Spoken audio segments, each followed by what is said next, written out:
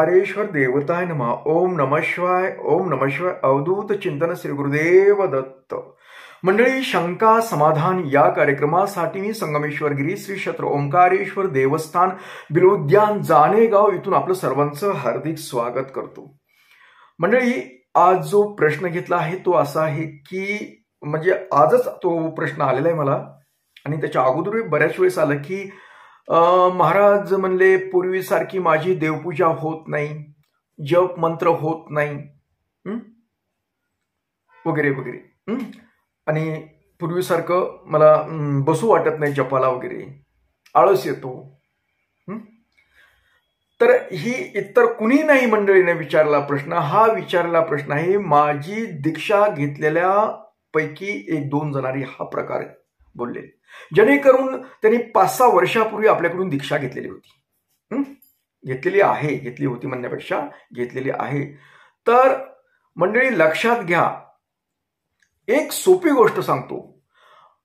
देव कधी करू लागतो माणूस, कळतंय का तुम्हाला? देव करतो फक्त ज्या वेळेस माणसावर संकट असतात, दुःखाचा डोंगर असतो, त्यावेळेस माणूस जास्त करून देव करतो. पटतंय ना तुम्हाला? ही सत्य गोष्ट आहे. नक्कीच तुम्हाला पटलं असेल.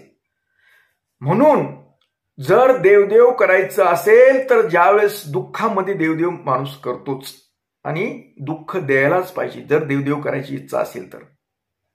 कारण सर्व गोष्टी चांगल्या असल्यानंतर तुम्ही देवाचं करू शकत नाही. एखादा दुर्मिळ 10-5 लोक सोडता.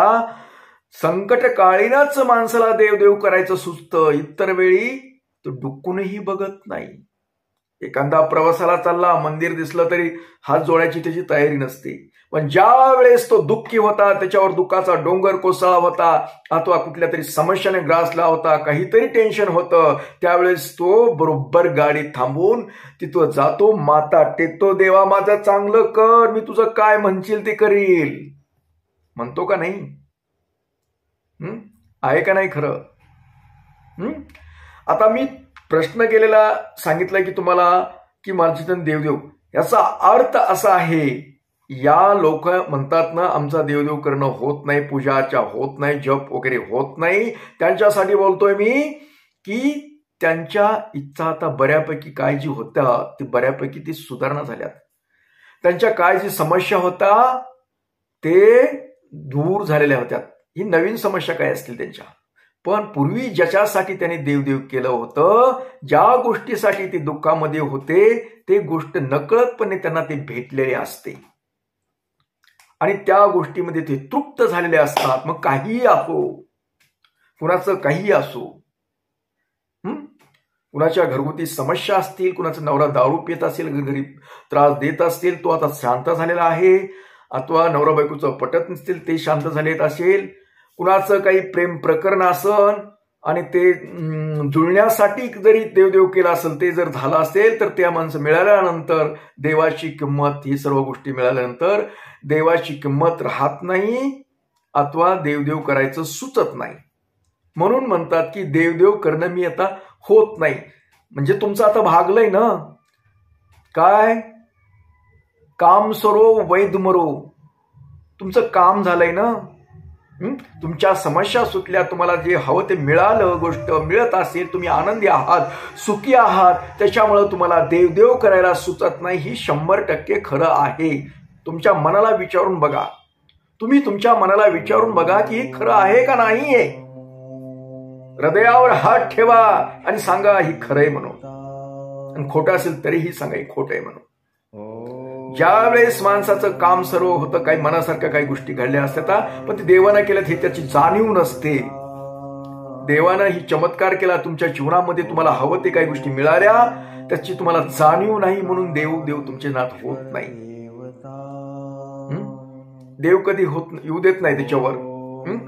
एखादी अपघात झाला, एखादी घटना झाली तर काय म्हणतो, अरे असं झालं तसं झालं. अगर त्यानं एखादा कुत्रा आडवा गेला म्हणून त्याचा एखाद्याचा ऍक्सिडेंट झाला, तो पडला, वारला, गेला वरी तोंड करून, अथवा काहीतरी देवावर येऊ देत नाही. काहीच न होता आता कधी माणूस वारला आठवतंय का? आठवतं. कोण आठवतील तुम्हाला? जे काही साधू संत असतील, त्यांना कुठल्या रोगानं ग्रासलेलं नसेल, तो अशी समाधी लावून ते गेले ते फक्त. पण सर्वसामान्य माणसं, पैशावाले श्रीमंत माणसं जरी असतील तर त्यांना काय होतं? कुठला तरी आजार, अपघात वगैरे, कुठला तरी भयंकर रोग, या गोष्टीतून ते जातात. कारण देवच करतो त्या गोष्टी. अतिरेक झाल्यानंतर, ह्याचं कार्य संपल्यानंतर नष्ट करण्याचा प्रयत्न करत असतो. फक्त देव त्याच्यावर येऊ देत नाही. जशी तुमची समस्या कुठली सुटली असेल, काही झालं, तुम्हाला कुठलं तरी काहीतरी सुख मिळालं असेल, त्यावेळेस देव त्याच्यावर येऊ देत नाही. तुम्हाला वाटतं की मलाच मिळालंय, देवाचा काही संबंध आहे, मी माझं मिळवलंय.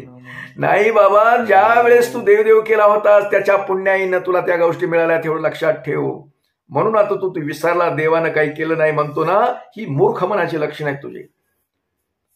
देवानंच केलेलं आहे तुझं. ज्या वेळेस तू देवाचा धावा केला होता, देवदेव करत होता, त्यावेळेस तुला ते अनुकूल झालं वातावरण, त्या पद्धतीनं निर्माण झालं वातावरणातून तुला ते गोष्ट भेटली, अगर तुझी समस्या सुटली. पण देव त्याच्यावर येऊ देत नसल्यामुळे तुला देवाने काहीच केलं नाही.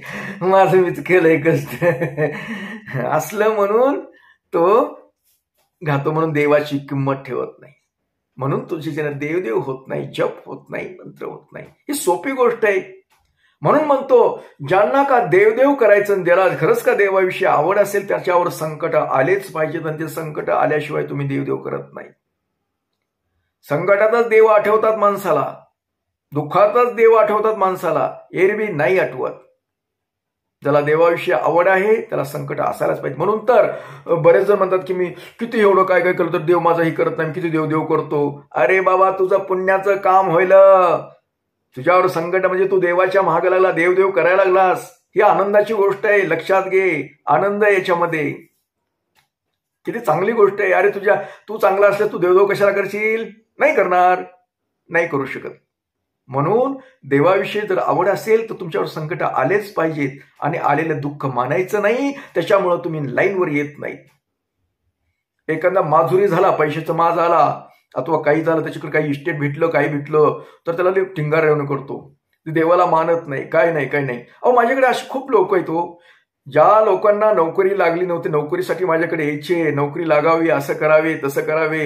आणि मग काही गोष्टीनं ते समजा मंत्र साधण्यातून त्यांचे कामं झाले, आणि ते पुन्हा नंतर विसरले, पुन्हा देवदेव करा. मी म्हटलं जप वगैरे चालू आहे का नाही? काय वेळच भेटत नाही, काय करू? अरे वागा, तू माझ्याकडं नतमस्तक असं पाय टेकलं होतच नाही देवाला. मी देवाचं असं करेल, देवदेव करेल, नाही सोडणार, जन्मावर विसरणार नाही देवाला. आता कुठे गेलं? आता का वेळ भेटत नाही? अरे ज्या देवानं तुला नोकरी दिली, व्यवसाय दिला, पैसा देतोय, त्याला जो विसरतोस, तुझा कार्यक्रम लवकरच होणार आहे. लक्षात ठेव. देव परीक्षा घेत असतो. परीक्षात तुम्ही नापास झालात ना, देव तुमची परीक्षा घेतो. मी एवढं दिल्यानंतर हा विसरतो का, करतो का, ही पाहतो. आणि तुम्ही जर विसरलात तर तुमचा पैसा कितीही कमवला तरी ते कुठं जातो ते पत्ता बी लागत नाही तुम्हाला.